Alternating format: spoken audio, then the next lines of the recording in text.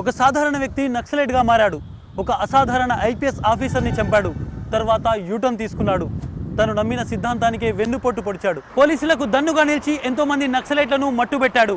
3 సింహాల అండతో తిరుగులేని నేర సామ్రాజ్యాన్ని నిర్మించుకున్నాడు. చివరకు అదే పోలీసుల చేతిలో హతమయ్యాడు. సినిమా కథలను తనదన్నే మలుపులున్న ఈ స్టోరీ 2016లో తెలుగు రాష్ట్రాలను కుదిపేసింది. దేశవ్యాప్తంగా చర్చకు దారితీసిన గ్యాంగ్స్టర్ నయీంపై స్పెషల్ స్టోరీ అంతం ఇప్పుడు చూద్దాం.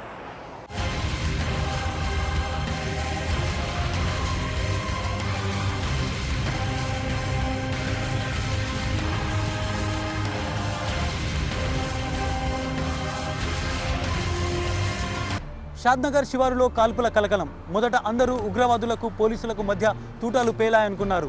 కానీ అక్కడ రక్తపు మడుగులో పడి ఉన్న మనిషిని చూశాక గానీ అసలు విషయం అర్థమైంది. అది ఒక ఎన్కౌంటర్. అందులో చనిపోయింది గ్యాంగ్స్టర్ నయీం.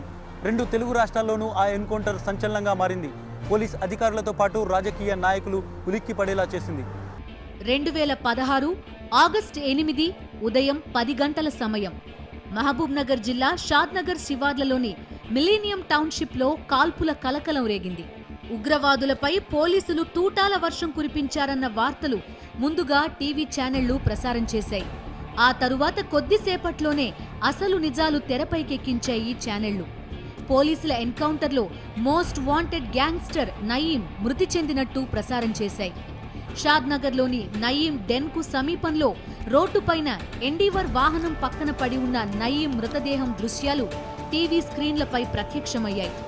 దూరం నుంచి కెమెరాకి చిక్కిన దృశ్యాల్లో నీలిరంగు టీషర్ట్, తెల్ల ప్యాంట్, రిబాక్ షూస్ వేసుకున్న నయీం చేతిలో AK-47తో ఉన్న ఫోటోలు ఎన్కౌంటర్ దృశ్యాన్ని కళ్లకు కట్టాయి.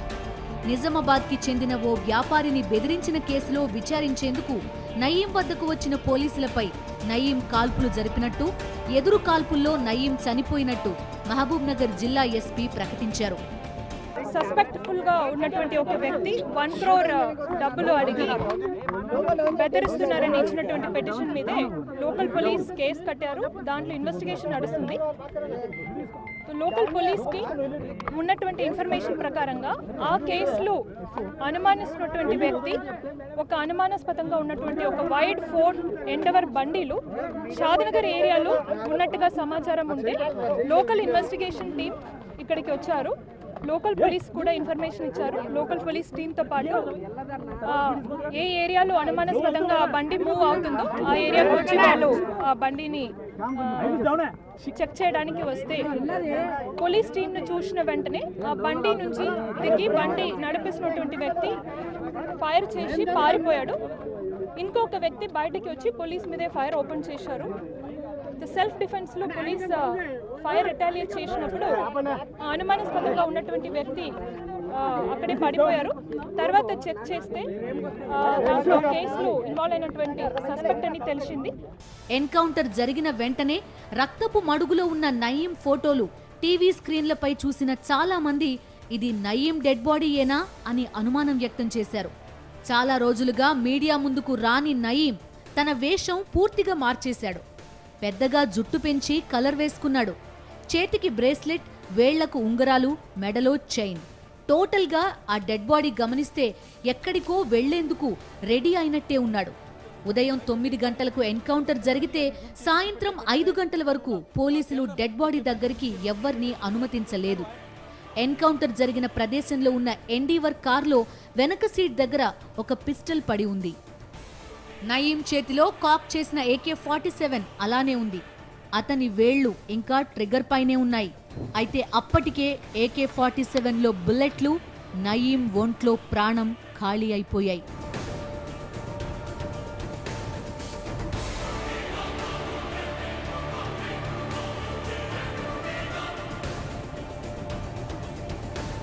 నయీం ఎన్కౌంటర్ జరిగిన వెంటనే అతడి ఇంటితో పాటు నయీం కీలక స్థావరాలపై పోలీసులు దాడులు చేపట్టారు.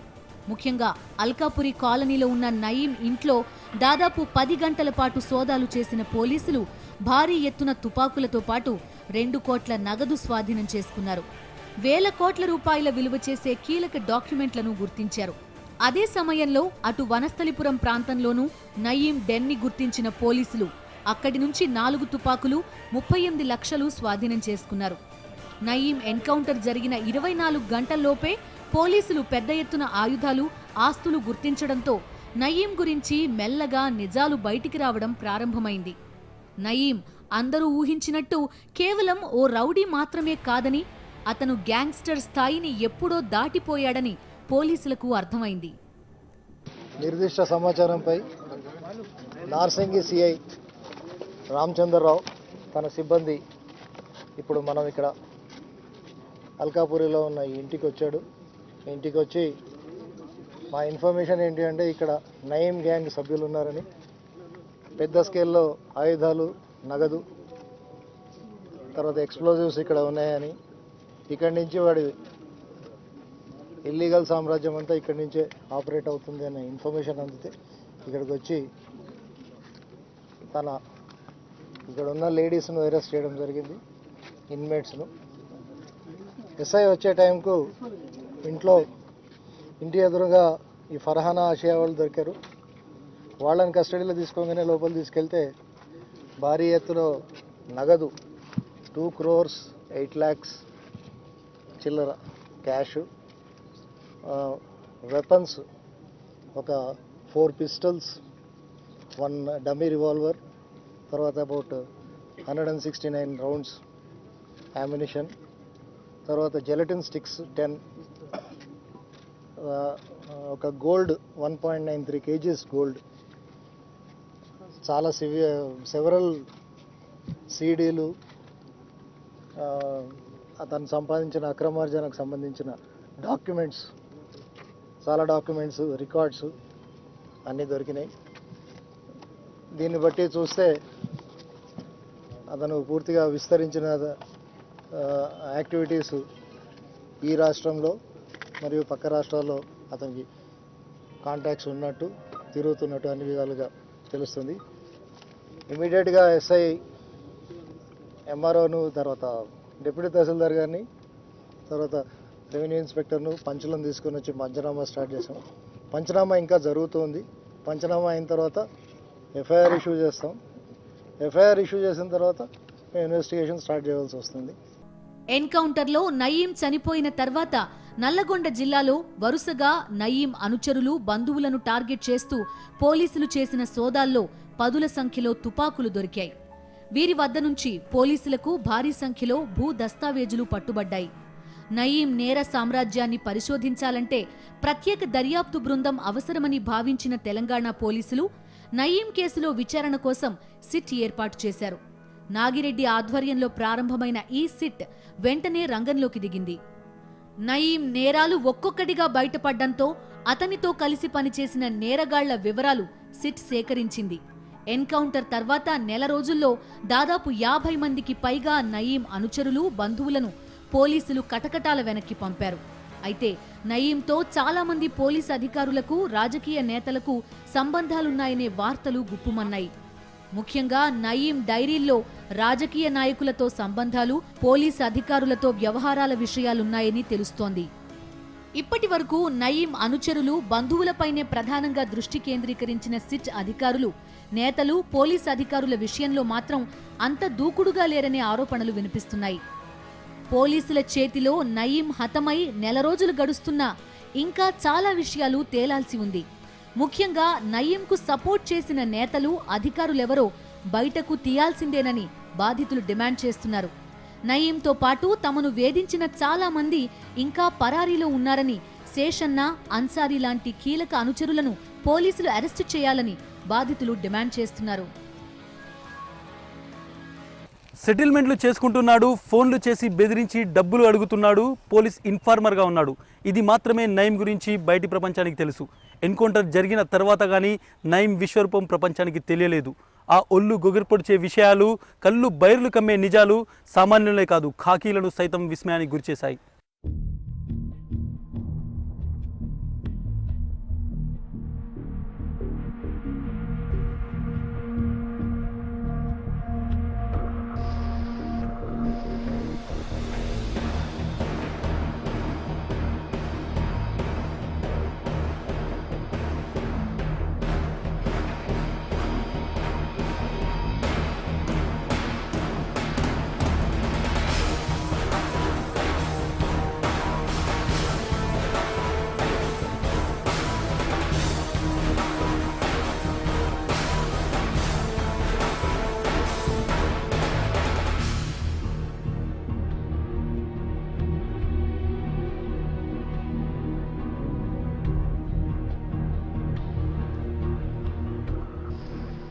నయీం ఎన్కౌంటర్ తర్వాత అతని ఆగడాలు ఒక్కొక్కటి వెలుగులోకి వచ్చాయి. హైదరాబాద్ నగర శివార్లలో నయీం ఎన్ని వందల ఎకరాలు కబ్జా చేశాడో బట్టబయలైంది. గన్ పాయింట్తో రాత్రికి రాత్రి రిజిస్ట్రేషన్లు జరిగిన వైనాన్ని పోలీసులకు చెప్పుకుని బోరుమన్నారు బాధితులు. నయీం భయంతో కనుమరుగైన కొందరు దశాబ్దాల తర్వాత అజ్ఞాతం వీడి బయటకు వచ్చారు. తాము ఏ విధంగా నయీం ముఠా చేతిలో బలయ్యామో మీడియాకు వివరించారు.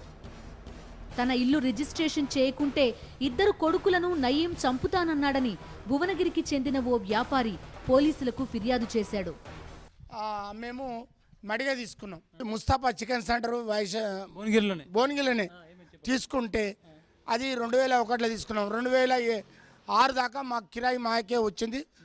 మేము 3.5 లక్షలకు తీసుకున్నాం. ఆ రోజుల్లో 3.5 లక్షలు తీసుకుంటే మా దగ్గర సకీల్ అనేట అని వచ్చిండు. అలా గ్యాంగ్ మనిషి వచ్చి ఎంతకు తీసుకున్నాం కాక అంటే మేము 3.5 లక్షలకు తీసుకున్నాం కాక అని ఒట్టిగా చెప్పినాం. అయితే అదే బిర్రుగా పట్టుకొని మా కొడుకులను హింసించి 1 రోజుల దాకా ఫోన్ కొట్టి మడిగా ఇస్తారా సస్తారా అంటే ఇక మా భార్య నేను ఆలోచన చేసి మా పిల్లల కంటే ఎక్కువనా అని మడిగానే ఇస్తామని చెప్పినాము. చెప్పి రిజిస్ట్రేషన్ ఆఫీస్ కాడికి నయీం అక్క వచ్చింది. నయీం అక్క దాదాపు ఒక ఫలరంగంతో దూరం నిలబడ్డది. ఈ రిజిస్ట్రేషన్ ఆఫీస్ వాళ్ళు భయపడి ఆమె దగ్గర సంతకం పెట్టించుకుర్రు. మాకు డబ్బులు సంతకాలు అయినాక ఇస్తామంటే మేము ఒప్పుకోలే. సంతకాలు ఇస్తేనే డబ్బులు ఇస్తేనే సంతకాలు చేస్తామంటే ఇప్పుడు పాషన్ సీను 2 లక్షల రూపాయలు మా చేతిలో పెట్టిండు. 3,50,000 మాట్లాడుకున్నాం సార్ అంటే మీకు ఇవే ఎక్కువ ఉంటారా సస్తారా చెప్పు అని పిస్తోల్ తీసిండు. తన భర్తను చంపి తన భూమి లాక్కున్నారని మల్లమ్మ పోలీసులకు ఫిర్యాదు చేసింది. తమ భూములు బలవంతంగా లాక్కున్నారని రంగారెడ్డి జిల్లాకు చెందిన రైతులు పోలీసులను ఆశ్రయించారు. తమను చంపేస్తామని బెదిరించిన నయీం అనుచరులు ఈ భూములు బలవంతంగా రిజిస్ట్రేషన్ చేయించుకున్నారని చెప్పారు. 1 కాదు 2 కాదు, నయీం చేతిలో నలిగిపోయిన ఎంతో మంది ఇప్పుడు పోలీసులకు ఫిర్యాదు చేయడానికి ముందుకు వస్తున్నారు. మా కొడుకుని చంపేసిర్రు. ఏడా యశోద హాస్పిటల్ కాడ చంపేసి ఇక అలా ఇది చేసుకుర్రు. మొత్తం ఎన్ని ఎకరాల భూమి ఉండమ్మా? 20 ఎకరాల భూమి ఉండే. 24 ఎకరాల భూమి ఉండే నా భర్త పేరు మీద, నా పేరు మీద. ఇక అన్నీ వాళ్ళేదంట తీసుకుంటు. సంధ్యారెడ్డి గాడు, సిరారి గాడు, నవీన్ గాడు వీళ్ళందరూ ఇది చేసుకుర్రు. నాయన నన్ను ఆగం చేసిపోయారు. నాయన నేను ఇంట్లో పని చేసుకొని బతుకుతున్నా. నాయన నన్ను ఇంత అన్యాయం చేసిరు. నాయన నన్ను ఏం చేస్తారో చేయండి, నా పొలం నాకు ఇప్పియండి. నయీం తన కార్యకలాపాలు చూసుకునేందుకు ఒక పెద్ద గ్యాంగ్ ఏర్పాటు చేసుకున్నాడు. ఒక్కొక్కరికి ఒక్కో టాస్క్ ఇవ్వడం అతనికి అలవాటు. నయీం గ్యాంగ్లో కీలకమైన వ్యక్తి అన్సారీ. నయీం నమ్మిన బంటుగా పేరున్న అన్సారీ సాంబశివుడు, కొనపురి రాములు హత్య కేసులో నిందితుడు. చాలా రోజులుగా అన్సారీ ఎక్కడున్నాడో ఎవరికీ తెలియదు. అన్సారీ తరువాతి స్థానం షకీల్ది. భువనగిరికి చెందిన షకీల్ నయీం ఎన్కౌంటర్కు కొద్ది రోజుల ముందే అనుమానాస్పద రీతిలో చనిపోయాడు. నయీం ప్రధాన అనుచరుల్లో శేషన్న ఒకరు. మాజీ మావోయిస్ట్ అయిన శేషన్న ప్రస్తుతం పరారీలో ఉన్నాడు. నయీం స్కెచ్ వేస్తే శేషన్న పని ముగించేవాడని చెబుతారు. ఇక ఆర్థిక వ్యవహారాలు చూసే ఖయ్యూం నయీం ఎన్కౌంటర్ తర్వాత పరారయ్యాడు. పాషం యాదగిరి, నయీం బంధువు సాజిద్ ప్రస్తుతం పోలీసుల అదుపులో ఉన్నారు.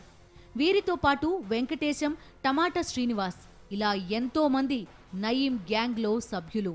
పెళ్లి పటేల్ శివార్లో మాకు 20 ఎకరాల 25 గుంటల పొలము ఈరోజు కాదు, మాకు 68 సంవత్సరంలో మాకు పేరు మీద కొని రిజిస్టర్ చేసిన మా తల్లిదండ్రులు కాయ కష్టం మీద. ఈ పొలంలో మేము పంటలు చేసుకుంటూ ఈయనే మా పిల్లల చదువులు ఇవన్నీ చేసుకుంటూ దీని మీదే జీవనం గడుపుతున్నాం. నిన్న మొన్న వీళ్ళు ఎవరో భూ కబ్జాదారులని, వీళ్ళు మాజీ నక్సలేట్లని, నయీం మన్సులమని, శ్రీహరి వాళ్ళ పిల్లలు రాజేంద్ర ప్రసాద్, ఇంకొక అతను చిన్నోడు వాడి పేరు ఏదో ఆకాశ్ తేజ్ అని, ఇంకొక ఆమె వాళ్ళ భార్య మాధవి అని, వీళ్ళంతా మా తోటలకు వచ్చి అంతా దొండ పందిర్లు కట్ చేసి ఆ రోజు ఉన్న టమాటా తోటలు మా మల్చింగ్ షెడ్, మేము నిజమైన వ్యవసాయం చేసుకుని బతికే నిజమైన రైతులం మేము. మా హరాస్మెంట్స్ అన్నీ మేము ఫోటోలు కూడా తీసి పెట్టుకున్నాము. నయీం హైదరాబాద్ పరిసర ప్రాంతాల్లో సెటిల్మెంట్లు, బెదిరింపులకు పాల్పడుతున్నట్టు దశాబ్ద కాలంగా వార్తలు వస్తూనే ఉన్నాయి. అయినా నయీం జాడ ఎక్కడుందో తెలియదని పోలీసులు ఒకే సమాధానం 10 ఏళ్లుగా ఇస్తూ వచ్చారు. ఎన్కౌంటర్ జరిగిన తర్వాత గాని నయీం నేర సామ్రాజ్యం దేశానికి తెలియలేదు. అతని నేర సామ్రాజ్యం ఎంతగా విస్తరించిందో తెలిపే వాస్తవాలు వెలుగు చూశాయి. ఛత్తీస్గఢ్, జార్ఖండ్, మహారాష్ట్ర, గోవా ఇలా పలు రాష్ట్రాల్లో నయీం స్థిర చరాస్తులు బయటపడ్డాయి. ఆంధ్రప్రదేశ్, తెలంగాణలో పదుల సంఖ్యలో డెన్లు ఏర్పాటు చేసుకున్న నయీం ఆస్తుల చిట్టా చూశాక పోలీసులే కంగుతిన్నారు. అతని ఫోన్ వస్తేనే అవతలి వారి సగం ప్రాణాలు పోయేవి. మర్యాదగా పిలిచే ఆ గొంతు వింటేనే చేతులు వణికేవి. నయీం ప్రతి కదలిక పక్కా ప్లాన్. అతని రక్షణ వలయం శత్రువుల అంచనాలకు అందనిది. అనుమానం వచ్చిందంటే అమాంతం చంపేయడమే అతని నైజం. ఇవన్నీ నయీం ఎన్కౌంటర్ తర్వాత బయటపడిన వాస్తవాలు. నయీం ఫోన్ వచ్చిందంటేనే ఏదో ఉపద్రవం ముంచుకొచ్చిందనే భావం కలిగేది. ఫోన్ లిఫ్ట్ చేయకముందే ఎదుటివారి చేతులు వణికేవి, చెమటలు పట్టేవి. అతని పిలుపు అన్నా అని వినిపించినా అందులో ఒక బెదిరింపు ఉండేది. అతి క్రూరమైన అతని చరిత్ర కళ్ల ముందు కదలాడేది. అరుపులు, కేకలు, తిట్లు ఇవేవీ ఉండవు అతని సంభాషణలో. అత్యంత మర్యాదస్తుడిలా మాట్లాడుతూనే ప్రాణాలు తీసేస్తాననే భావాన్ని చెప్పడంలో నయీం సిద్ధహస్తుడు. మరో మాటలో చెప్పాలంటే అదే అతని స్టైల్. మనిషిని మాయం చేయడంలో ఎక్స్పర్ట్ అయిన నయీం ముందుగా ఫోన్ ద్వారా సమాచారం ఇచ్చి తరువాత పనిని తన అనుచరులకు అప్పజెప్పేవాడు. గ్యాంగ్స్టర్ నయీం తన రక్షణ కోసం అన్ని రకాలుగా జాగ్రత్తలు తీసుకునేవాడు. తన చుట్టూ బాడీగార్డులుగా మహిళలనే నియమించుకునేవాడు. ముఖ్యంగా తన ఇంట్లో పనిచేసే మహిళలకు కూడా ఆయుధాల ట్రైనింగ్ ఇచ్చి వారినే అంగరక్షకులుగా నియమించుకునేవాడు. సెటిల్మెంట్లు చేసే సమయంలో మహిళలు AK-47లతో నయీం పక్కన ఉండేవారని నయీం బాధితులు పోలీసులకు వెల్లడించారు. బాడీగార్డులను సెలెక్ట్ చేసే బాధ్యత నయీం సోదరి చూసేదని, గ్రామీణ ప్రాంత మహిళలను చేరదీసి వారికి ట్రైనింగ్ ఇచ్చేదని చెబుతారు. పాశం శ్రీనివాస్, సందల సుధాకర్ డస్టర్ కార్లో వచ్చి నన్ను ఎక్కించుకొని ఎల్బీనగర్ వరకు తీసుకెళ్ళి అక్కడ ఎల్బీనగర్ పోయే వరకు ఆల్రెడీ వేరే కారు అక్కడ ఉంది. అక్కడి నుంచి మళ్ళీ కళ్ళు మూసుకొని 40 మినిట్స్ పోయింది. బండి ఎటు పోయిందేమో నాకు కూడా ఐడియా లేదు. తర్వాత బండి ఆఫ్ కాగానే ఆల్రెడీ ఒక రూమ్లకు ఎంట్రన్స్ కాలు పెట్టగానే ఒక రూమ్ అన్ని కర్టన్స్ ఉన్నాయి. అందులో అంతా లేడీస్ వెపన్స్ తోటి నన్ను చెక్ చేసి లోపల కూర్చో అంటే నేను కూర్చున్న 5 నిమిషాలకు నయం వచ్చి సున్నారి రెండు ఇవ్వాలంటే నేను అనుకున్న నా స్థాయికి 2 లక్షలేమో నేను అనుకుంటే లేదు 2 కోట్లు ఇవ్వాలి అంటే అన్న నా ఆస్తి మొత్తం అమ్మినా కూడా 2 కోట్లు లేదన్న, నాకు ఉన్నది ఒక ఇల్లు, ఒక దుకాణం, అది కూడా దుకాణం కూడా 16 నుంచి 17 లక్షల అప్పుతో నేను కడుతున్నాను అని బాతిమాలి కాళ్ళు మొక్కి ఏది మొక్కినా కూడా లేదు 50 లక్షల రూపాయలు ఇవ్వాలంటే లేదన్న, నాకు అంత స్థాయి కూడా లేదు. కాకపోతే నా గురించి ఎంక్వైరీ చేసుకోవాలన్నా అని ఎంత బతిమాలినా కాళ్ళు మొక్కినా కూడా వినలేదు. ఆఖరికి పరిస్థితి అది కాదన్న అంటే అయిందని గారు పైసలు ఏమంటున్నావు కదా, నేనే 50 లక్షలు నీకు ఇస్తా, బిల్డింగ్ రిజిస్ట్రేషన్ చేసి అంటే అన్న నా బతుకు తెరువు అదే కదా అన్న, సరేనరా నీ బతుకు తెరువు అదే కదా, అయిన దానికి గ్రౌండ్ ఫ్లోర్ నువ్వు ఉంచుకో, ఫస్ట్ సెకండ్ నేను రిజిస్ట్రేషన్ చేసుకుంటా అంటే లేదన్నా నా పరిస్థితి ఇదన్నా అని కాళ్ళు ఏళ్ళు ఎంత పట్టుకున్నా కూడా ఆఖరికి 30 లక్షల రూపాయల స్లిప్ రాసి తీసుకుంటావా లేకపోతే మీ పిల్లల్ని చంపేసి అన్న. ఇక టార్చర్ భరించలేక దాన్ని మళ్ళీ ఆఖరికి 25 లక్షలు, దాన్ని 30 లక్షలని 25 లక్షలుగా దిద్ది తీసుకొని నేను ఇక భయానికి, ఎందుకంటే శత్రువుల కంటపడకుండా అత్యంత జాగ్రత్తగా వ్యవహరించేవాడు నయీం. ఓ చోట నుంచి మరో చోటికి ప్రయాణించే సమయంలో నయీం ఎవరికీ అనుమానం రాకుండా మహిళగా వేషం మార్చేవాడు. బుర్ఖాలో ఉన్న మహిళల్ని తన చుట్టూ పెట్టుకుని ఎక్కువగా రాత్రి సమయంలోనే ప్రయాణించేవాడు. నయీం ప్రయాణించే వాహనంలో చిన్నపిల్లలు ఖచ్చితంగా ఉండేలా చూసుకునేవాడు. ఎవరికైనా అనుమానం కలిగితే వెంటనే కాల్పులు జరిపేలా డజనుకి పైగా తుపాకులు నయీం వాహనంలో సిద్ధంగా ఉండేవి. నయీం కేవలం ల్యాండ్ సెటిల్మెంట్లు మాత్రమే కాదు, ఎన్నో కిరాతకాలకు పాల్పడ్డట్టు పోలీసుల విచారణలో బట్టబయలైంది. ముఖ్యంగా నయీం ఇంట్లో దొరికిన చాలా మంది అమ్మాయిలను నయీం లైంగికంగా చిత్రహింసలకు గురిచేసినట్టు పోలీసుల విచారణలో తేలింది. ఇక నయీం అడ్డొస్తే ఎవరినైనా కిరాతకంగా హత్య చేస్తాడని అతని బాధితులు పోలీసులకు చెప్పారు. అతని ఇంట్లో పనిచేసే నస్రీన్ అనే మైనర్ బాలికను హత్య చేసి మంచిరేవుల ప్రాంతంలో పాతిపెట్టినట్టు పోలీసులు గుర్తించారు. నయీం తనకు ఎదురు తిరిగిన అనుచరులను సైతం హత్య చేసినట్టు గుర్తించారు పోలీసులు. ముఖ్యంగా కొండా రాజు అలియాస్ విజయ్ కుమార్తో పాటు మరికొందరిని ఇలాగే నయీం చంపేశాడని పోలీసుల విచారణలో తేలింది. ఇద్దరు మర్డర్ కేసు అంటే ఇద్దరిని నయీం మర్డర్ చేసినట్టుగా ఇన్ఫర్మేషన్ తెలిసింది. అతను నంబర్ 1 నదీం అని చెప్పేసి, ఇతను ఒరిజినల్ నేమ్ విజయ్ కుమార్.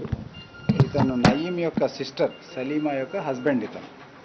అతన్ని తర్వాత నస్రీన్ అనే ఒక అమ్మాయిని ఇద్దరిని కూడా మర్డర్ చేయడం జరిగింది. అదేవిధంగా ఇతని బ్రదర్ అలీం యొక్క వైఫ్ హీనా మరియు చియాన్ అని ఆమె యొక్క కూతురు, ఈ ఇద్దరిని కూడా మిస్ చేసినారు అని చెప్పేసి ఇన్ఫర్మేషన్ ఇచ్చారు. మిస్సింగ్ అంటే వాళ్ళ కోడ్లో మర్డర్ అని అన్నారని చెప్పారు, బట్ ఇంకా దాని మీద పూర్తి ఇన్ఫర్మేషన్ రాలేదు. నయీం ముఠా 25కి పైగా హత్యలు చేసిందని పోలీస్ రికార్డులు వెల్లడిస్తున్నాయి. ఇందులో మైనర్లు, ముసలివాళ్లతో పాటు మహిళలు కూడా ఉన్నారు. తన ప్రాణానికి హాని ఉంద నైజం. మనుషుల రక్తం రుచి మరిగిన నయీం స్టోరీలో ఇంకా ఎన్నో మలుపులున్నాయి. బ్రేక్ తర్వాత చూద్దాం.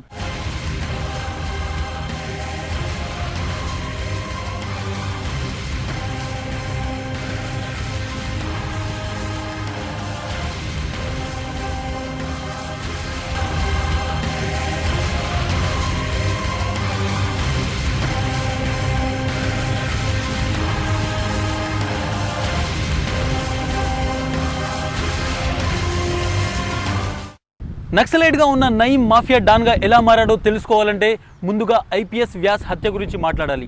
ఐపీఎస్ వ్యాస్ హత్య తర్వాతనే నయీం మొదటిసారిగా వెలుగులోకి వచ్చాడు. గ్రేహౌండ్స్ అనే వ్యవస్థను సృష్టించిన ఐపీఎస్ వ్యాస్ను అతి కిరాతకంగా హత్య చేశాడు నయీం. అదే గ్రేహౌండ్స్తో చేతులు కలిపాడు. ట్విస్ట్ ఏంటంటే 23 ఏళ్ల తర్వాత గ్రేహౌండ్స్ చేతిలోనే అంతమయ్యాడు. KS Vyas, Kota Srinivasa Vyas, Indian police service 1974 బ్యాచ్కి చెందిన వ్యాస్కి డైనమిక్ ఆఫీసర్గా పేరుంది. కొత్తగా ఏర్పాటు చేసిన విజయవాడ అర్బన్ డిస్ట్రిక్ట్కి వ్యాస్ ఫస్ట్ ఎస్పీగా వచ్చారు. 80వ దశకం తొలినాళ్లలో విజయవాడలో పేరుకుపోయిన రౌడీ రాజకీయాలను బలంగా ఎదుర్కొన్నారని వ్యాస్ గురించి చెబుతారు. అప్పట్లో ఎంతో మంది యువ పోలీస్ అధికారులకు వ్యాస్ ఓ రోల్ మోడల్.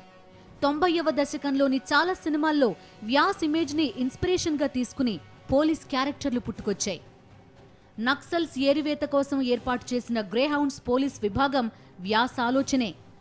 1989లో వ్యాస్ ఆధ్వర్యంలో గ్రేహౌండ్స్ ఏర్పాటైంది. ఎస్ఐబి పేరుతో వ్యవహరించే స్పెషల్ ఇన్వెస్టిగేటివ్ బ్రాంచ్ రూపకల్పన కూడా వ్యాస్ ఆలోచనే. నక్సల్ వ్యతిరేక కార్యకలాపాల్లో నాడు ఆంధ్ర మోడల్గా పిలిచే ఈ రెండు వ్యవస్థలు పీపుల్స్ వార్ని చావుదెబ్బ కొట్టాయి. గ్రేహౌండ్స్, ఎస్ఐబి పనితీరుపై ప్రజా సంఘాలు తీవ్ర వ్యతిరేకత వెల్లడిస్తున్నా ఆ మోడల్నే ప్రస్తుతం ఇతర నక్సల్ ప్రభావిత రాష్ట్రాలు ఆచరిస్తున్నాయి.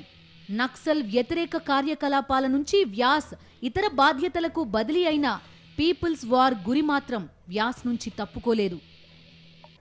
మావోయిస్టు పార్టీలో చురుగ్గా పనిచేసిన నయీం శాఖమూరి అప్పారావు, పటేల్ సుధాకర్ రెడ్డిల వద్ద శిష్యరికం చేశాడు. పీపుల్స్ వార్ పార్టీలో కీలకమైన భూమిక పోషించిన వీరిద్దరూ వ్యాస్ని అంతం చేసే టాస్క్లో నయీంకు కీలక బాధ్యతలు అప్పగించారు. ముందుగా వ్యాస్ దినచర్యపై పూర్తి రెక్కీ నిర్వహించిన నక్సల్స్ ఆయన జాగింగ్ చేసే టైంలోనే హత్య చేయాలని నిర్ణయించుకున్నారు.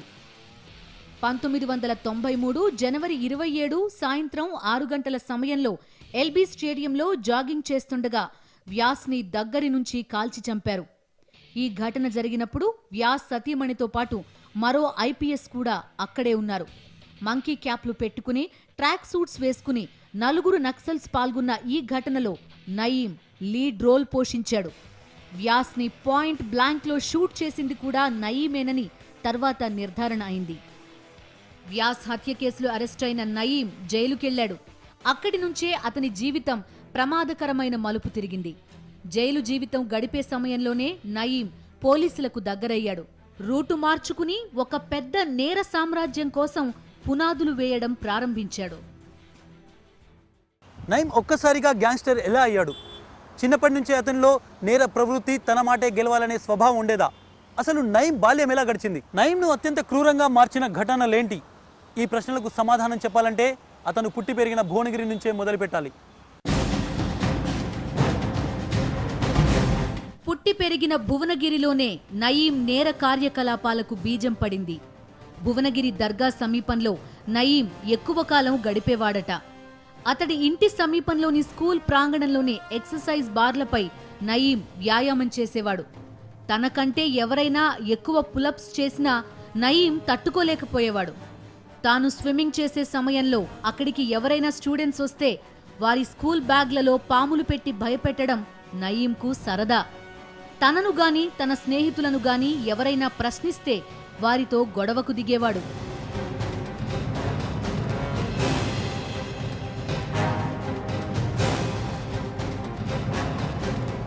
భువనగిరిలోని శ్రీ లక్ష్మీ నరసింహస్వామి కళాశాలలో డిగ్రీ చదివిన నయీం ఫైనల్ ఇయర్కొచ్చేసరికి ఆర్ఎస్యు వైపు ఆకర్షితుడయ్యాడు.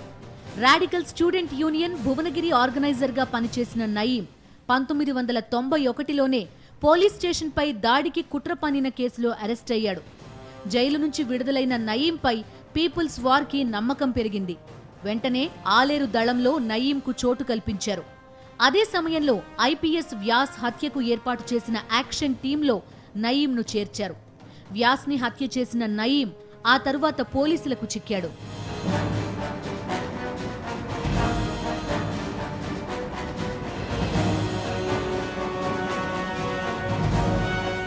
జైల్లో ఉన్నప్పుడు శాఖమూరి అప్పారావుతో నయీంకు పరిచయం పెరిగింది. శాఖమూరి, పటేల్ సుధాకర్ రెడ్డిలను తన గురువులుగా నయీం చెప్పుకునేవాడు. అయితే నయీం జైల్లో ఉన్నప్పుడే జరిగిన కొన్ని సంఘటనలు నక్సల్స్తో నయీం సంబంధాలను దెబ్బతీసేలా చేశాయి. తన కుటుంబంలో ఒకరిపై నక్సల్ నాయకుడు ఈదన్న అత్యాచార యత్నం చేశాడని నయీం పార్టీకి ఫిర్యాదు చేశాడు. దీనిపై విచారణ చేస్తామని పార్టీ చెప్పినప్పటికీ తన సోదరుడు అలీముద్దీన్ ద్వారా ఈదన్నను కిరాతకంగా హత్య చేయించాడు. ఈదన్నకు సహకరించిందనే నెపంతో బెల్లి లలితను సైతం 17 ముక్కలుగా నరికి చంపాడు అలీముద్దీన్. అయితే ఈ హత్యలకు నయీం చెప్పిన అత్యాచార యత్నం ఆరోపణలకు ఎలాంటి సంబంధం లేదని పీపుల్స్ వార్ తెలిపింది. నయీం చేయించిన హత్యలకు ప్రతీకారంగా అలీముద్దీన్ను పీపుల్స్ వార్ మట్టుబెట్టింది. దీంతో నయీం రెచ్చిపోయాడు. నక్సలైట్ల అంతమే తన పంతం అని ప్రకటించాడు.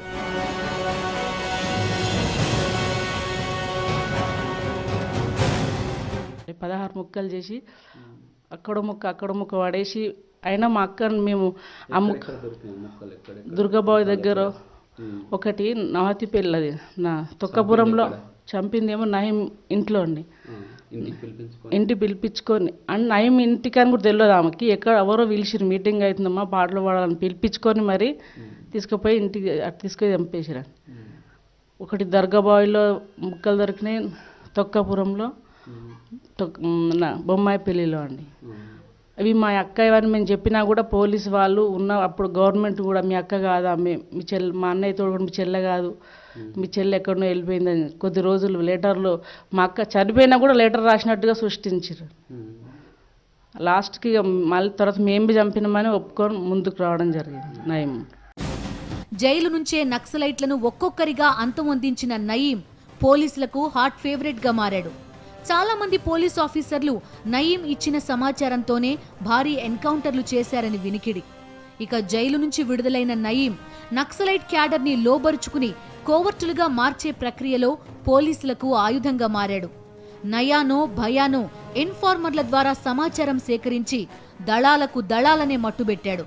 జడల నాగరాజు, కత్తుల సమ్మయ్య లాంటి కోవర్టులతో పీపుల్స్ వార్ని చావు దెబ్బతీశాడు.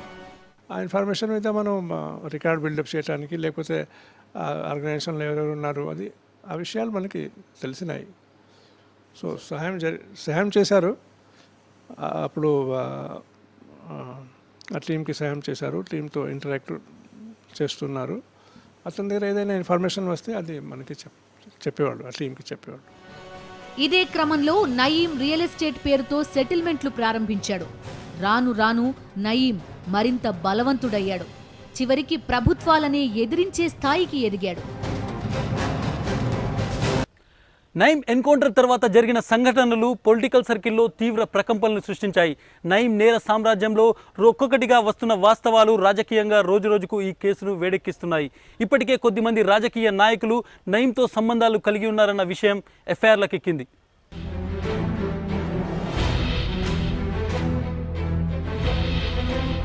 నయీం ఎన్కౌంటర్ సహజంగానే రాజకీయ వర్గాల్లో తీవ్ర దుమారం లేపింది. ఒక వ్యక్తి ఊహించని స్థాయిలో ఆస్తులు కూడబెట్టడం అందరినీ విస్మయానికి గురిచేసింది.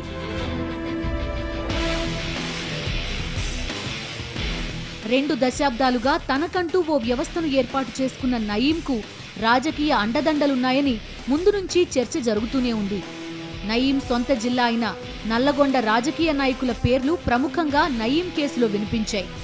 అధికార ప్రతిపక్ష పార్టీ నేతల పేర్లు చర్చకు వచ్చినా ఖచ్చితంగా వీరికి నయీంతో సంబంధాలు ఉన్నట్టు పోలీసులు ఎక్కడా ప్రకటించలేదు. రాజకీయ ఆరోపణలు ప్రత్యారోపణల పర్వం గల్లీ నుంచి అసెంబ్లీ వరకు కొనసాగుతూనే ఉంది.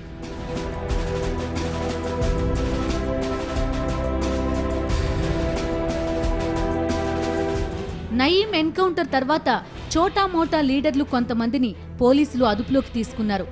ముఖ్యంగా భువనగిరి చుట్టుపక్కల ఉన్న గ్రామస్థాయి, మండల స్థాయి లీడర్లు నయీం కేసులో అరెస్ట్ అయ్యారు. అయితే గతంలో నయీం కుటుంబ సభ్యులతో కలిసి ఫోటోలకు ఫోజులిచ్చిన చాలా మంది లీడర్లు అసలు నయీం ఎవరో తమకు తెలియదని ప్రకటనలిచ్చేశారు. నయీంతో సంబంధాలున్నాయని మాజీ హోంమంత్రి మాధవరెడ్డి కుటుంబ సభ్యుల పేర్లు చర్చకు వచ్చాయి.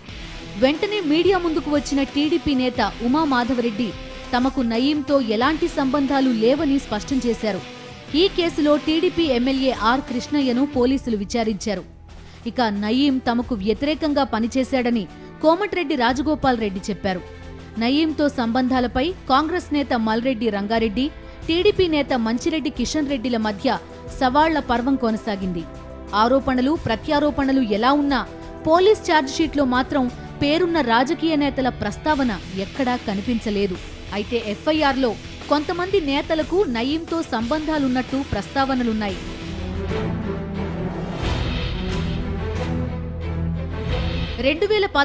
ఏడాది పెద్ద సంచలనంగా మారిన నయీం ఎన్కౌంటర్ కేసుపై అసెంబ్లీలో తీవ్ర చర్చ జరిగింది.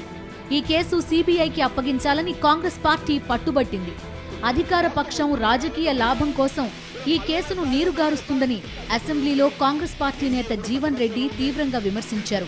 నయీం కేసును సిబిఐకి అప్పగించాలనే డిమాండ్ని ప్రభుత్వం కొట్టిపారేసింది. తెలంగాణ పోలీసులు దేశంలోనే నంబర్ 1 అని, కేసును బదిలీ చేసేది లేదని సీఎం కేసీఆర్ తేల్చి చెప్పారు. నయీం కథ ముగిసింది. అతని ఆస్తుల లెక్కలు బయటికి వచ్చాయి. అతని నేరాల చిట్టా లెక్క తేలింది. కానీ నయీం వెనుక ఉన్న అసలు శక్తులు మాత్రం ఇంకా బయటికి రాలేదు. నయీం ముసుగులో దాగి ఉన్న వాళ్ళ పేర్లు ప్రపంచానికి తెలియలేదు. అసలు నయీం డైరీలో ఒక్క పేజీ కూడా తెరవకుండానే 2016 ముగిసిపోయింది. వచ్చే ఏడాదిలోనైనా ఈ కథ కంచికి చేరుతుందని ఆశిద్దాం. ఇది నయీం క్రైమ్పై స్పెషల్ స్టోరీ.